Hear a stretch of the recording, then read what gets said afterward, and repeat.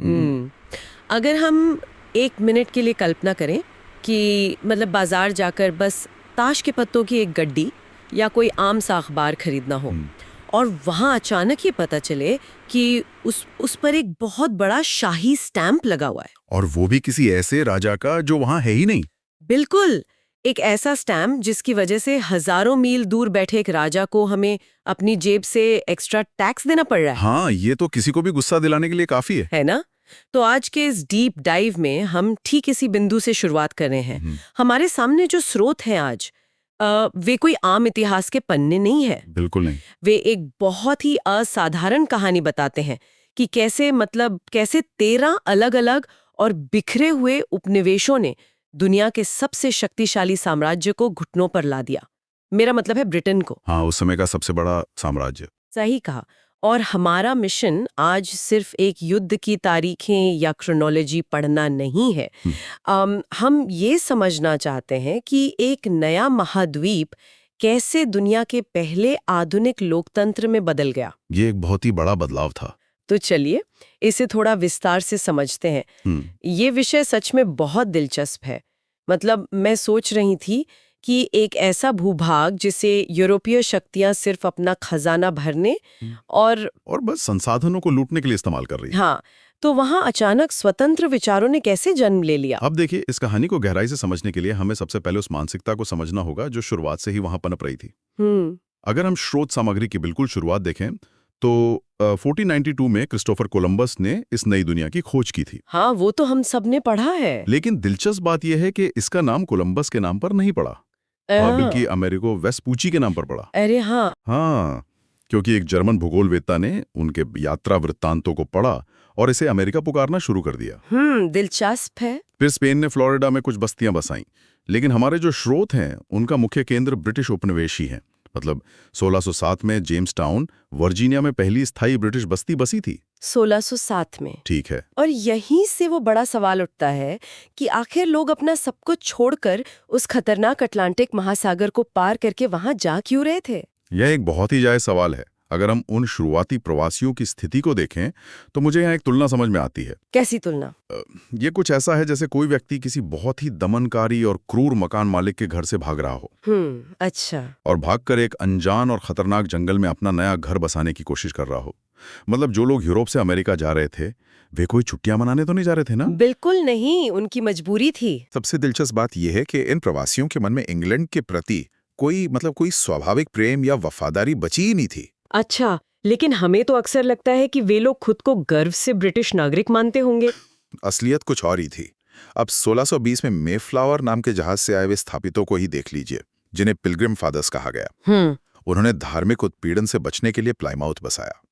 फिर पेंसिल्वेनिया में William pen ने धार्मिक सहिष्णुता के आधार पर फिलाडेल्फिया बसाया। मतलब वे बस शांति से रहना चाहते थे। हाँ, और अगर हम जॉर्जिया उपनिवेश की बात करें, जिसकी स्थापना 1732 में हुई थी, तो उसका उद्देश्य तो और भी अलग था। क्या उद्देश्य था। इंग्लैंड की जेलों में सड़ रहे अपराधियों और जो लोग कर्ज नहीं चुका पा रहे थे उन्हें वहां भेजा गया था ताकि इंग्लैंड की अपनी जेलें खाली हो सकें।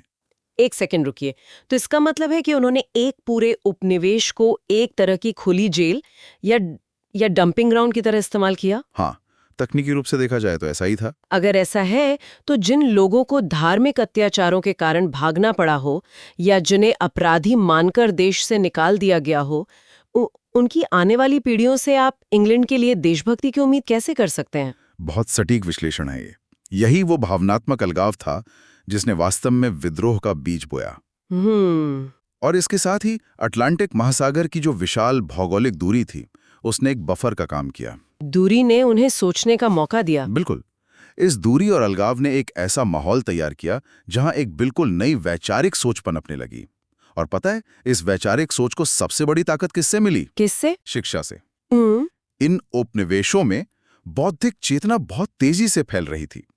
सोचिए, 1636 में ही वहां हार्वर्ड कॉलेज की स्थापना हो गई थी। अरे वाह, 1636 में ही। हाँ, और 1704 में बोस्टन न्यूज लेटर के रूप में उनका पहला अखबार भी छपने लगा था। अब अखबारों और कॉलेजों का मतलब है कि जानकारी का आदान प्रदान शुरू हो चुका था।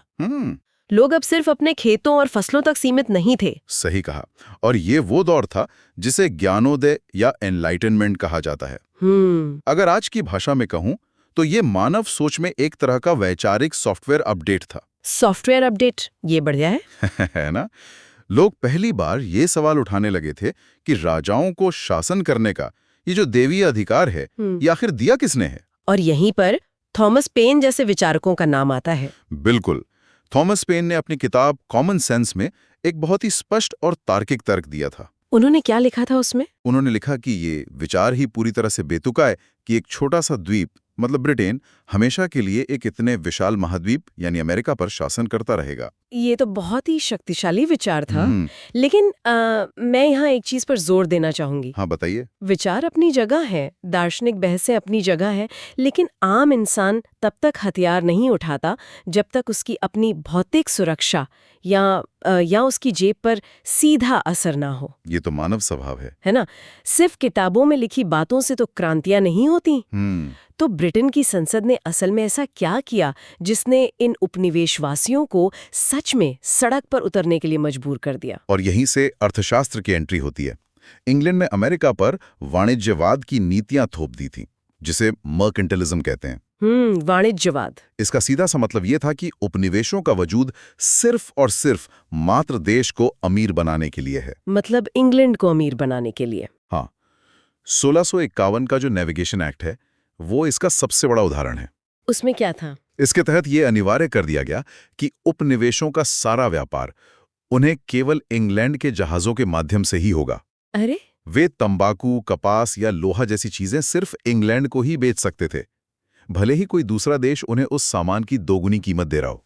ये तो कुछ ऐसा हुआ कि आप किसी कंपनी में काम कर रहे हो और आपका बॉस आपको सैलरी तो देता है, लेकिन साथ में ये कानूनी शर्त भी लगा लेता है कि आप वो पूरा पैसा सिर्फ उसी कंपनी के महंगे स्टोर से सामान खरीदने में ही खर्च कर सकते हैं। बिल्कुल। मतलब आप मेहनत कर रहे हैं, लेकिन सारा मुनाफा घुमा फिरा कर वो कंपनी ही कमा रही है। ये एक बहुत ही सटीक उपमा है। और बात सिर्फ कच्चे माल को सस्ते में बेचने तक सीमित नहीं थी।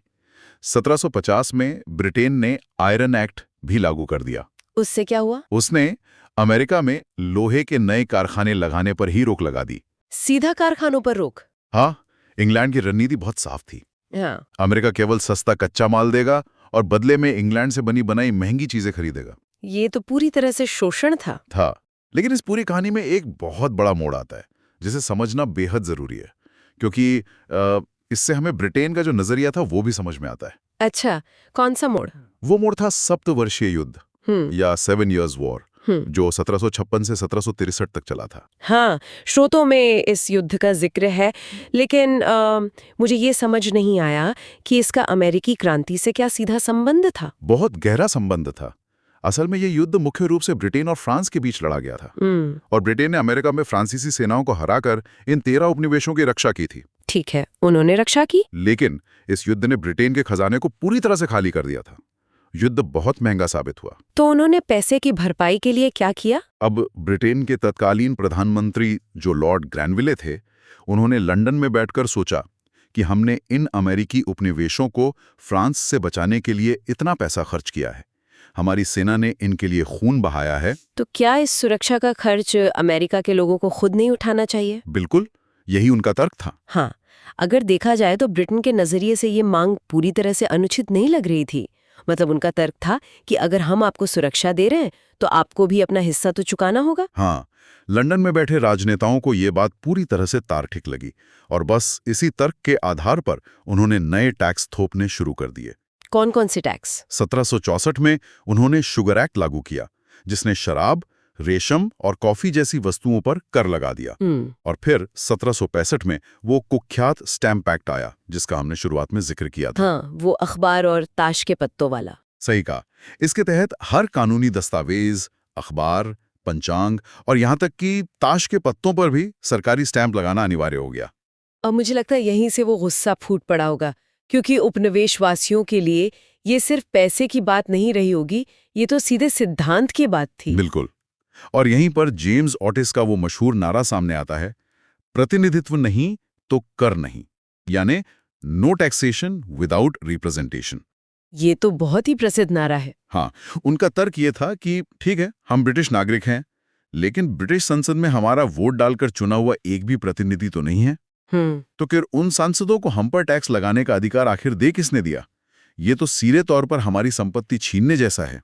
और ये असंतोष धीरे धीरे हिंसक रूप भी लेने लगा था ना? हाँ, जब स्टैम्प एक्ट का भारी विरोध हुआ तो ब्रिटेन ने उसे वापस तो ले लिया, लेकिन अपनी जिद नहीं छोड़ी। उन्होंने क्या किया फिर? उन्होंने कागज, शीशे और चाय जैसी रोजमर्रा की चीजों पर नए टैक्स लगा दिए। तनाव इतना ज्यादा बढ़ गया कि बॉस्टन शहर में ब्रिटिश सैनिकों को तैनात करना पड़ गया। और फिर वो घटना घटी जिसने आग में घी डालने का काम किया। 5 मार्च 1770 को। हाँ, बोस्टन के सड़कों पर स्थानीय लोगों की एक भीड़ और ब्रिटिश सैनिकों के बीच कहासुनी हो गई थी। सही। भीड़ ने सैनिकों पर बर्फ के गोले फेंके और घबराहट में सैनिकों ने गोली चला दी, जिसमें 5 आम नागरिक मारे गए। इसे ही इतिहास में काइंडसरे या बॉस्टन मैसेकर के नाम से जाना जाता है ना? हाँ, और जो वहां के क्रांतिकारी नेता थे, उन्होंने इस घटना का इस्तेमाल एक बेहतरीन प्रोपेगेंडा के रूप में किया। कैसे? उन्होंने इसे एक ऐसे नरसंहार के रूप में पेश किया जहां एक क्रूर साम्राज्य अपने ही निहत्थे नागरिकों की बेरहमी से हत्या कर रहा है। इसका असर तो बहुत गहरा हुआ होगा। बिल्कुल। इसने पूरे अमेरिका में गुस्से की एक लहर दौड़ा दी। इसके बाद ब्रिटेन ने दबाव में आकर बाकी टैक्स तो हटा लिए, लेकिन एक वस्तु पर टैक्स बनाए रखा। और वो थी चाय। हाँ, चाय। और ये बात हमें सीधे 16 दिसंबर 1773 के उस ऐतिहासिक दिन पर ले जाती है, बॉस्टन टी पार्टी। बहुत ही मशहूर घटना है। स्रोतों के अनुसार सैमुअल एडम्स के नेतृत्व में कुछ अमेरिकी लोग रात के अंधेरे में कूलियों का वेश बनाकर ईस्ट इंडिया कंपनी के जहाजों पर चढ़ गए और उन्होंने चाय की 340 पेटियां समुद्र में फेंक दी। हाँ, 340 पेटियां। लेकिन मैं यहाँ थोड़ा स्पष्ट करना चाहूंगी, ये सिर्फ कुछ चाय की पत्तियां पानी में फेंकने की छोटी सी घटना नहीं थी। सही कहा। अरे बिल्कुल नहीं, ये कोई साधारण विरोध प्रदर्शन नहीं था। आपको समझना होगा कि ईस्ट इंडिया कंपनी उस समय दुनिया की सबसे बड़ी कॉर्पोरेट ताकत थी। और ब्रिटिश अर्थव्यवस्था की रीढ़ भी। हाँ, उन 340 पेटियों की कीमत आज के हिसाब से लाखों डॉलर में थी। बाप रे! ये सीधे तौर पर ब्रिटिश साम्राज्य की संपत्ति का एक बहुत भारी विनाश था। जब लंदन में यह खबर पहुंची तो ब्रिटिश संसद पूरी तरह भड़क उठी। उनका मानना था कि इन बागियों ने अब हद पार कर दी है। तो ब्रिटिश प्रधानमंत्री लॉर्ड नॉर्थ ने इस पर क्या प्रतिक्रिया दी? उन्होंने ऐसे कड़े कानून पास किए जिन्हें अमेरिकियों ने असहनीय कानून या इनटॉलरेबल एक्ट्स का नाम दिया। असहनीय कानून? उनमें ऐसा क्या था? ब्रिटेन ने बॉस्टन के बंदरगाह को पूरी तरह से सील कर दिया। उनका कहना था कि जब तक नष्ट की गई चाय का पूरा हर्जाना नहीं चुकाया जाता, बॉस्टन से कोई व्यापार नहीं होगा। ये तो पूरे शहर की अर्थव्यवस्था को रोक देने जैसा था। बिल्कुल। और वहां की स्थानीय सरकार को भी भंग कर दिया गया। ब्रिटिश सेना को लोगों के घरों में रुकने का अधिकार दे दिया गया। लॉर्ड नॉर्थ को लगा था कि बॉस्टन को ये कड़ी सजा देकर वे बाकी के 12 उपनिवेशों को डरा देंगे और उन्हें लाइन पर ले आएंगे। लेकिन उनका ये दाव तो पूरी तरह से उल्टा पड़ गया। कैसे? बॉस्टन को सजा मिलते देख बाकी उपनिवेश डरे नहीं, बल्कि उन्हें ये समझ आ गया कि अगर आज बॉस्टन के साथ ऐसा हो रहा है तो कल वर्जीनिया या पेंसिल्वेनिया के साथ भी तो यही होगा। सही बात है। इस डर ने उन्हें तोड़कर अलग करने के बजाय एकजुट कर दिया। एकदम सही कहा। और इसी एकजुटता का परिणाम था 1774 में फिलाडेल्फिया में आयोजित प्रथम महाद्वीपीय कांग्रेस या फर्स्ट कॉन्टिनेंटल कांग्रेस। इसमें कौन कौन शामिल हुआ था? इस बैठक में जॉर्जिया को छोड़कर सभी उपनिवेशों के प्रतिनिधि शामिल हुए थे, जिनमें जॉर्ज वॉशिंगटन और पैट्रिक हेनरी जैसे बड़े नेता भी थे। ये तो एक बहुत बड़ा मील का पत्थर था। हाँ, क्योंकि पहली बार ये अलग अलग उपनिवेश एक साथ मिलकर एक संयुक्त राजनीतिक कदम उठा रहे थे। लेकिन क्या वे इस समय स्वतंत्रता मांग रहे थे? नहीं, दिलचस्प बात यह है कि इस समय तक भी वे पूर्ण स्वतंत्रता नहीं मांग रहे थे। वे सिर्फ ब्रिटिश साम्राज्य के भीतर रहकर अपने अधिकारों और स्वराज्य की मांग कर रहे थे। लेकिन जब लंदन ने उनकी शांतिपूर्ण याचिकाओं को पूरी तरह ठुकरा दिया तो ये तय हो गया कि अब विवाद कागजों पर नहीं बल्कि युद्ध के मैदान में सुलझेगा। झड़प हो गई। गोलियां चली। हाँ, और ये वो गोली थी जिसके बारे में कहा जाता है कि उसकी गूंज पूरी दुनिया ने सुनी। वापसी के सारे रास्ते अब बंद हो चुके थे। इसके बाद क्या हुआ? इसके तुरंत बाद मई 1775 में द्वितीय महाद्वीपीय कांग्रेस बैठी। उन्होंने जॉर्ज वॉशिंगटन को अमेरिकी सेना का मुख्य सेनापति नियुक्त कर दिया। और अब संघर्ष का लक्ष्य पूरी तरह बदल गया था। ये अब सिर्फ टैक्स कम कराने की लड़ाई नहीं थी, ये एक नए राष्ट्र के निर्माण की लड़ाई बन गई थी। और यहाँ कहानी सच में बहुत रोचक हो जाती है। हाँ, 4 जुलाई 1776 थॉमस जेफरसन ने स्वतंत्रता की घोषणा का मसौदा तैयार किया, जिसे डिक्लेरेशन ऑफ इंडिपेंडेंस कहते हैं। बहुत ही ऐतिहासिक दस्तावेज। इस दस्तावेज ने पूरी दुनिया के सामने एक नया राजनीतिक दर्शन रखा। इसमें स्पष्ट लिखा था कि ईश्वर ने सब मनुष्यों को समान बनाया है और उन्हें जीवन, स्वतंत्रता और सुख की तलाश का जन्म सिद्ध अधिकार है। क्या बात है। ये अब केवल ब्रिटिश कानून के खिलाफ कोई विद्रोह नहीं था, ये मानव अधिकारों की एक सार्वभौमिक घोषणा थी। ये सच है। लेकिन देखिए, एक शानदार घोषणा पत्र लिख देना और असल में युद्ध के मैदान में जीतना, ये दोनों बहुत अलग बातें हैं। हाँ, वो तो है। उस समय अमेरिकी सेना की हालत कैसी थी? शुरुआत में जॉर्ज वॉशिंगटन की सेना की हालत बहुत खराब थी। उनके पास न तो ढंग के हथियार थे, न पर्याप्त कपड़े थे और न ही कोई सही सैन्य प्रशिक्षण था। और उनका सामना किससे था? वे दुनिया की सबसे प्रोफेशनल और ताकतवर ब्रिटिश सेना का सामना कर रहे थे। तो फिर पासा कैसे पलटा? पासा पलटा अक्टूबर 1777 में सैराटोगा के युद्ध में। ये इस पूरे संग्राम का टर्निंग पॉइंट था। सैराटोगा में ऐसा क्या खास हुआ था? अगर हम इसे बड़ी तस्वीर से जुड़ें तो सैराटोगा की जीत का असली महत्व केवल ये नहीं था कि अमेरिकी सेना ने एक बड़े अंग्रेज जनरल को आत्मसमर्पण करने पर मजबूर कर दिया। तो असली अहमियत क्या थी? इसकी असली अहमियत कूटनीतिक थी। उस समय फ्रांस, जो कि ब्रिटेन का पुराना दुश्मन था, वह किनारे पर बैठकर इस पूरे तमाशे को मजे से देख रहा था। सैराटोगा की जीत ने फ्रांस को यह विश्वास दिला दिया कि ये अमेरिकी विद्रोही असल में ब्रिटेन को हरा सकते हैं, इनमें दम है। और फ्रांस ने मौके का फायदा उठाया? बिल्कुल। फ्रांस 1778 में अमेरिका की तरफ से पूरी तरह युद्ध में कूद पड़ा। सिर्फ फ्रांस ही नहीं, स्रोतों के अनुसार बाद में स्पेन और हॉलैंड भी ब्रिटेन के खिलाफ युद्ध में शामिल हो गए थे। हाँ, उन्होंने अमेरिका को भारी मात्रा में धन, हथियार और सबसे महत्वपूर्ण बात, नौसैनिक सहायता दी। मतलब जो पहले सिर्फ ब्रिटेन की एक आंतरिक बगावत या उस एक क्षेत्रीय संघर्ष था, वो रातों रात एक वैश्विक युद्ध में बदल गया। सही कहा। ब्रिटेन को अब सिर्फ अमेरिका में ही नहीं, बल्कि दुनिया भर में फ्रांसीसी और स्पेनिश ताकतों का एक साथ सामना करना पड़ रहा था। और फ्रांस की नौसेना के बिना अमेरिका के लिए अंतिम जीत हासिल करना लगभग असंभव ही था। इसी अंतर्राष्ट्रीय समर्थन का परिणाम था 1781 का यॉर्कटाउन का युद्ध। वहां क्या हुआ? वहां फ्रांसीसी नौसेना ने समुद्र की तरफ से पूरी नाकाबंदी कर दी और जमीन पर वॉशिंगटन की सेना ने अंग्रेज सेनाध्यक्ष लॉर्ड कॉर्नवालिस को चारों तरफ से घेर लिया। उन्हें आत्मसमर्पण करना पड़ा। बिल्कुल। स्रोतों में दर्ज है कि जब ये खबर इंग्लैंड के प्रधानमंत्री लॉर्ड नॉर्थ तक पहुंची, तो वे अपना माथा पकड़कर चीख पड़े थे, हे ईश्वर, सब कुछ समाप्त हो गया। वो वाकई एक बहुत ही नाटकीय क्षण रहा होगा। अंततः 1783 में पेरिस की संधि हुई, जिसने आधिकारिक तौर पर इन 13 अमेरिकी उपनिवेशों को एक स्वतंत्र देश के रूप में मान्यता दे दी। युद्ध तो भी जीत गए, लेकिन मुझे लगता है कि असली चुनौती तो अब शुरू होने वाली थी। आप ऐसा क्यों सोचती हैं? क्योंकि 13 अलग अलग राज्य, जिनकी अपनी अपनी अलग अर्थव्यवस्थाएं थीं, अपनी अपनी मुद्राएं थीं, उन्हें एक सूत्र में बांधकर एक राष्ट्र के रूप में कैसे चलाया जाए, ये तो बहुत मुश्किल काम है। ये एक अभूतपूर्व चुनौती थी। युद्ध जीतने के बाद शुरुआत में उन्होंने एक बहुत ही कमजोर केंद्रीय सरकार बनाई थी। कमजोर क्यों? क्योंकि उन्हें डर था कि कहीं वे ब्रिटेन के राजा को हटाकर अपने ही देश में एक नया तानाशाना पैदा कर दें। अच्छा, वे किसी भी तरह के भारी नियंत्रण से डर रहे थे। हाँ, लेकिन बहुत जल्द ये स्पष्ट हो गया कि बिना एक मजबूत ढांचे के ये 13 राज्य आपस में ही लड़ मरेंगे। तो उन्होंने क्या समाधान निकाला? 1787 में फिलाडेल्फिया में एक ऐतिहासिक सम्मेलन आयोजित किया गया। थॉमस जेफरसन ने इस सम्मेलन को देवताओं की सभा कहा था। देवताओं की सभा? हाँ, क्योंकि वहां उस दौर के सबसे बेहतरीन राजनीतिक और बौद्धिक दिमाग एक साथ मौजूद थे। तो इस सब का असल में मतलब क्या है? इसका मतलब ये है कि 4 महीने की गहन बहस, टकराव और कई बड़े समझौतों के बाद उन्होंने एक ऐसा दस्तावेज तैयार किया जिसने इतिहास की धारा बदल दी। अमेरिका का संविधान। बिल्कुल। और ये दुनिया का पहला लिखित संविधान था। इसने शक्तियों का स्पष्ट बंटवारा किया, कार्यपालिका, विधायिका और न्यायपालिका के बीच।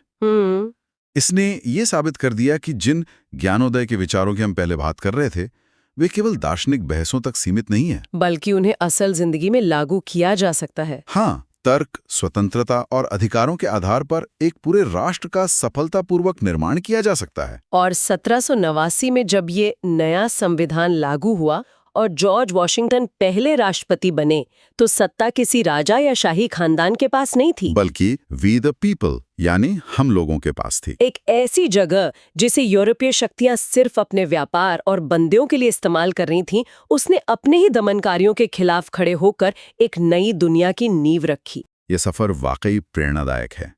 लेकिन जैसे जैसे हम इस विश्लेषण के अंत की ओर बढ़ रहे हैं, हमारे स्रोतों में दी गई एक बहुत ही महत्वपूर्ण भौगोलिक जानकारी एक ऐसे सवाल को जन्म देती है जिसे नजरअंदाज नहीं किया जा सकता।